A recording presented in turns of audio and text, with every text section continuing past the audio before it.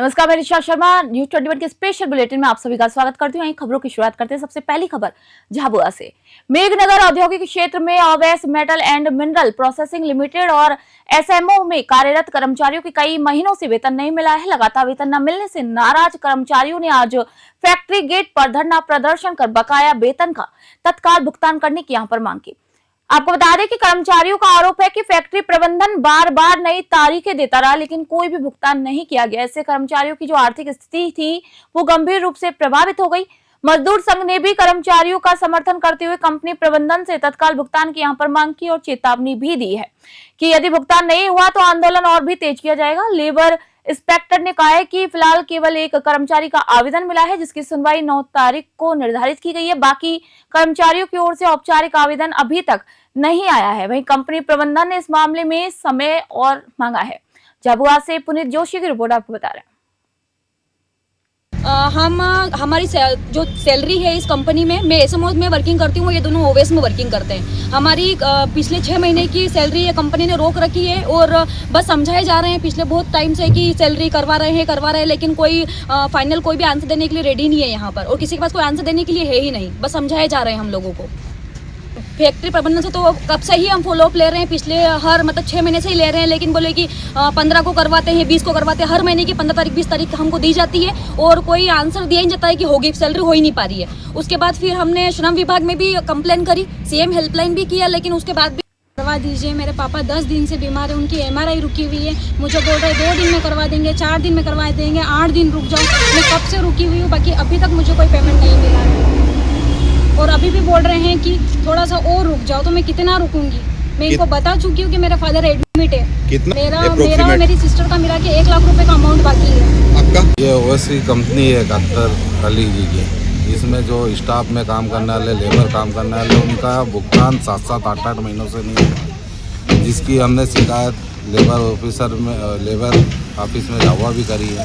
SDM madam को भी मैंने 1-2 बार उनको शिकायत बताई है और इनसे स्टाफ देने से भी मैंने मिला, तो उनने बस आश्वासन दिया है कि 2 दिन में पेमेंट कर देंगे, 4 दिन में। उस बात को भी आज 8 महीने हो गए, उस बात को लेके आज ये बच्ची के घर में बहुत परेशानी है कि परिधि ब्रजवासी उसके यहाँ परेशानी है, तो उसके विषय में हम बात करना है। से जो एक है, इनका कार्यालय में प्रकरण चल रहा है और उसमें 9 तारीख भी लगी हुई है। तो जो प्रक्रिया है उसी के तहत उनका सुनवाई होगी और अंत में पेमेंट नहीं करेंगे तो उसको लेबर कोर्ट को रिफ़र कर देंगे। और जो अन्य 3 आवेदनकर्ता बैठे हुए हैं, इनका कार्यालय को कोई आवेदन अभी तक प्राप्त नहीं हुआ है। इनको भी हमने अवगत करा दिया कि कार्यालय में आवेदन दे और विधिवत वेतन भुगतान अधिनियम 1936 के अंतर्गत बैठक होगी, समझौता का। भंडारा जिले की मोहाड़ी तहसील में प्रशासन ने अवैध रेती तस्करी के खिलाफ अब तक की सबसे बड़ी कार्रवाई की है। मोहा गांव देवी स्थित जय किशन राइस मिल परिसर में 17 टिप्पर अवैध रूप से रेती ले जाते हुए पकड़े गए। आपको बता दें कि संयुक्त कार्रवाई उप विभागीय अधिकारी मोहाड़ी, तहसीलदार, एसडीएम और पुलिस विभाग की टीम ने की है। जब्त सामग्री की अनुमानित कीमत लगभग 58 लाख रुपए बताई जा रही है। बिना परमिट तस्करी पाए जाने पर अब कानूनी कार्रवाई इस पर की जाएगी। भंडारा से हंसराज की रिपोर्ट आपको बता रहे हैं।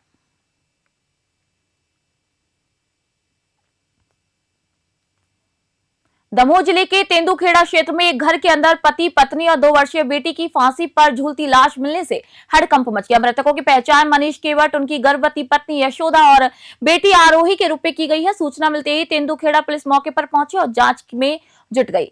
टीआई राजेंद्र बागरी भी घटनास्थल पर मौजूद है। फोरेंसिक जांच के लिए एफएसएल टीम और डॉग स्क्वाड को यहां पर बुलाया गया है। अभी तक कोई सुसाइड नोट या फिर मौत का कारण सामने नहीं आया है। पुलिस पूरे मामले की गंभीरता से यहां पर जांच कर रही है। वहीं पड़ोसियों ग्रामीणों में घटना को लेकर खबर फैलते ही डर और सनसनी फैल गई। पुलिस सभी पहलुओं की यहां पर जांच कर रहस्य स्पष्ट करने की कोशिश कर रही है और परिजनों को यहां पर सूचित किया गया है। दमोह से विवेक सेन की रिपोर्ट आपको दिखा रहे हैं।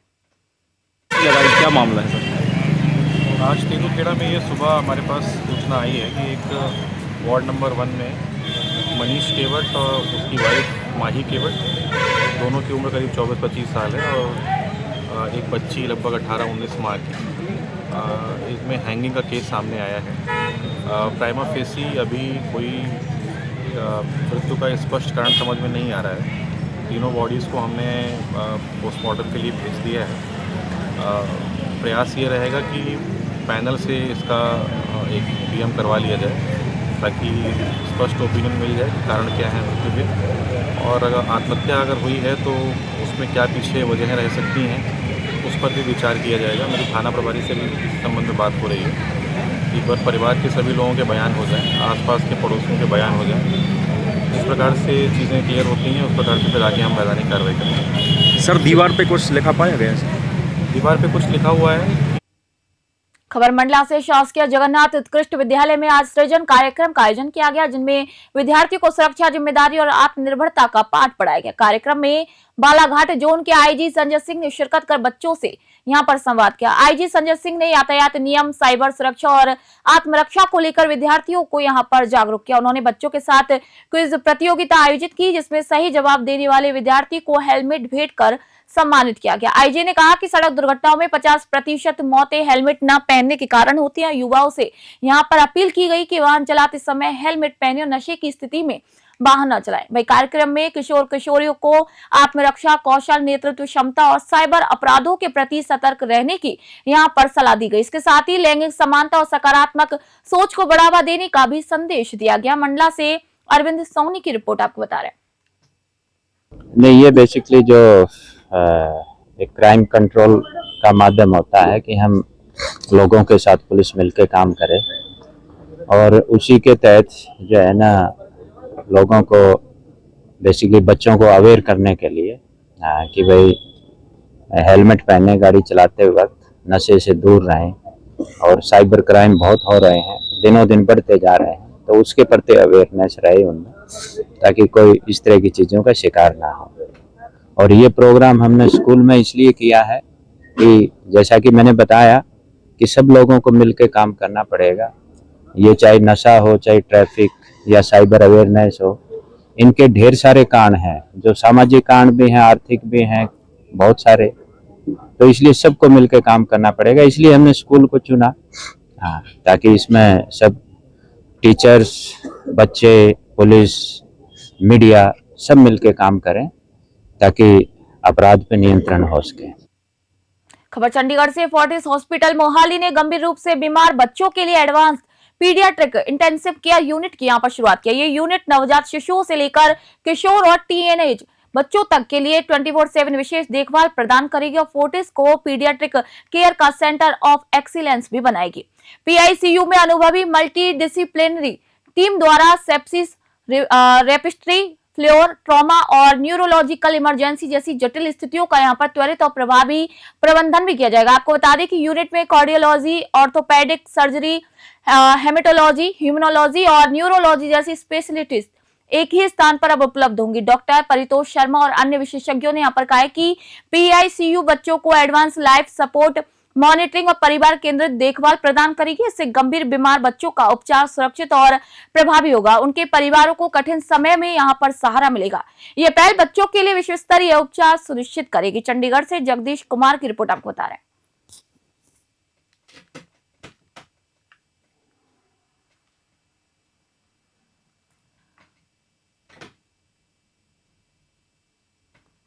दमोह जिले के हटानगर में आज सुबह एक गंभीर हादसे की सूचना मिली। अग्रवाल पेट्रोल पंप के समीप निजी स्कूल की मैजिक वैन डंपर से टकरा गई। हादसे में 2 बच्चे मामूली रूप से घायल हुए, जबकि अन्य बच्चे बाल बाल बच गए। बताया गया कि डंपर से टक्कर उस समय हुई जब स्कूल वैन बच्चों को स्कूल लेकर जा रही थी। हटानगर में मुख्य मार्ग पर चल रही सड़क निर्माण कार्य के कारण केवल एक लाइन में यातायात संचालित हो रहा था, जिससे हादसे की संभावना बढ़ गई।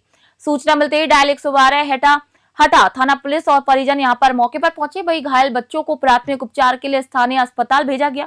पुलिस ने कहा है कि हादसे की पूरी जांच की जा रही है और सुरक्षा व्यवस्था को सख्त करने के यहां पर निर्देश दिए गए। प्रशासन ने वाहन चालक और लोगों से सतर्क रहने की यहां पर अपील की है। दमोह से विवेक सैन की रिपोर्ट आप देख रहे हैं।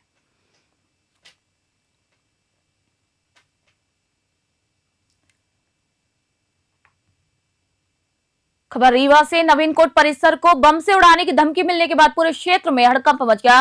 धमकी अज्ञात व्यक्ति द्वारा ईमेल के माध्यम से हाई कोर्ट को भेजी गई थी। जानकारी के मुताबिक सुबह लगभग 8:30 पर धमकी भरा ईमेल प्राप्त हुआ, जिसमें दोपहर 2:30 तक का समय यहां पर दिया गया था। सुरक्षा कारणों से हाई कोर्ट के निर्देश और जिला न्यायाधीश की अनुमति के बाद तत्काल पूरे नवीन कोट परिसर को खाली करवा लिया गया।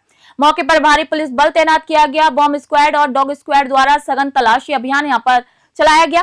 अब तक कोई संदिग्ध वस्तु यहां पर नहीं मिली है, लेकिन एहतियात के तौर पर परिसर खाली रखा गया। पुलिस और अन्य सुरक्षा एजेंसियां ईमेल भेजने वाले अज्ञात व्यक्ति की यहां पर पहचान कर रही है और धमकी की वास्तविकता की जांच कर रही है। स्थिति पर लगातार पुलिस की नजर बनाए रखी है और क्षेत्र में सुरक्षा भी कड़ी कर दी गई है। रीवा से रमेश तिवारी की रिपोर्ट आपको बता रहे हैं।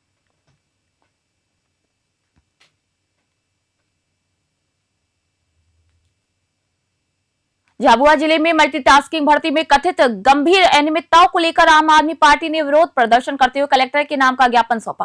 पार्टी का आरोप है कि भर्ती प्रक्रिया ना तो पारदर्शी हो रही और ना ही निष्पक्ष, जिससे योग्य अभ्यर्थियों को दरकिनार कर मनमाने ढंग से चयन किया गया।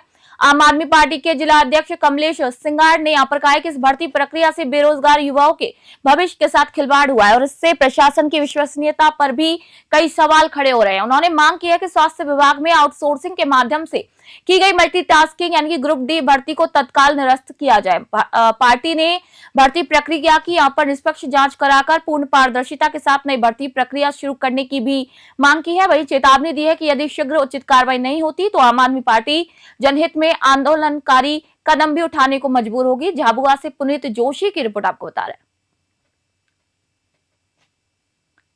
आज आम आदमी पार्टी जिला इकाई झाबुआ ने झाबुआ के आदिवासी बेरोजगार युवाओं के भविष्य की चिंता को लेकर एक ज्ञापन दिया है। अभी झाबुआ जिले में कुछ महीनों पहले स्वास्थ्य विभाग में मल्टीटास्किंग ग्रुप डी के नाम से एक भर्ती हुई थी। उस भर्ती में ना तो कोई स्वास्थ्य विभाग ने विज्ञापन निकाला, ना तो कोई पत्राचार किया। उस भर्ती को स्वास्थ्य विभाग ने चोरी छुपे लोगों से पैसे लेके उस भर्ती में नियुक्ति करती, जो कि गलत है। अगर पैसे लेके ही आपको भर्ती करना है तो हमारे युवाओं का भविष्य कहाँ जाएगा। जो ग्रुप डी की भर्ती हुई थी उस ग्रुप डी की भर्ती को निरस्त होना चाहिए। अगर ग्रुप डी की भर्ती निरस्त नहीं हुई तो आने वाले समय में पूरे झाबुआ जिले के बेरोजगार युवाओं के साथ आम आदमी पार्टी जिला प्रशासन का घेराव करेगी। मैं आपको बताना चाहूंगा कि झाबुआ वन मंडल के सक्रिय मुखबिर तंत्र और वन अमले की सतर्कता से अवैध लकड़ी तस्करी के खिलाफ बड़ी कार्रवाई सामने आई। आज तड़के पेटलावद वन क्षेत्र में खैर लकड़ी के अवैध परिवहन का यहाँ पर खुलासा करते हुए वन विभाग ने 110 नग खैर की गीली लकड़ियां जब्त की है। इस दौरान एक आरोपी को भी गिरफ्तार कर तस्करी में प्रयुक्त वाहन यहाँ पर जब्त किया गया। वन विभाग के मुताबिक बीट गार्ड पेटलावद को खैर लकड़ी के अवैध परिवहन की यहाँ पर सूचना मिली थी। सूचना पर वन परिक्षेत्र अधिकारी पेटलावद ने विशेष गश्ती दल यहाँ पर गठित किया। सुबह करीब 5:25 पर बावड़ी पेटलावद पक्का मार्ग पर चेकिंग के दौरान संदिग्ध महिंद्रा बोलेरो पिकअप को यहाँ रोका गया। तलाशी में वाहन से खैर लकड़ी को बरामद किया गया। चालक आदिल निवासी जिलाधार को कोई वैध दस्तावेज प्रस्तुत नहीं कर सका। उसको ये कार्रवाई यहाँ पर वन मंडल अधिकारी अमित वसंत निकम और उप वन मंडल अधिकारी एसएल यादव के निर्देशन में की गई। आरोपी से लगातार पूछताछ की जा रही है।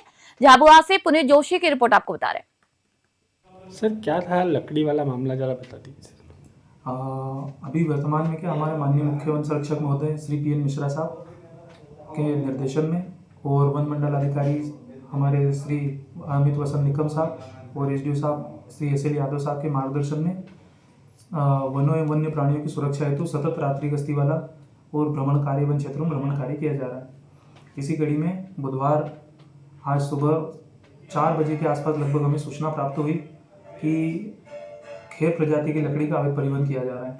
तो सूचना के आधार पर हमने तत्काल वन अमले का एक गठन किया गया, दल का गठन किया, जिन्होंने जो हमारे मुखबिर से सूचना प्राप्त हुई थी उस स्थान के आसपास चेकिंग कार्य चालू किया। तो लगभग 5 बजे के आसपास 5:25 के आसपास एक वाहन आता दिखाई दिया, महिंद्रा बोलेरो पिकअप, जिसकी चेकिंग करने पर उसमें खेर की लकड़ी भरी हुई पाई गई। वहाँ पर स्टाफ के द्वारा पूछा गया। स्पेशल बुलेटिन में फिलहाल इतना ही। नई अपडेट और जानकारी के लिए देखते रहिए News 21। मैं निशा शर्मा फिलहाल आप सभी से इजाजत चाहती हूँ।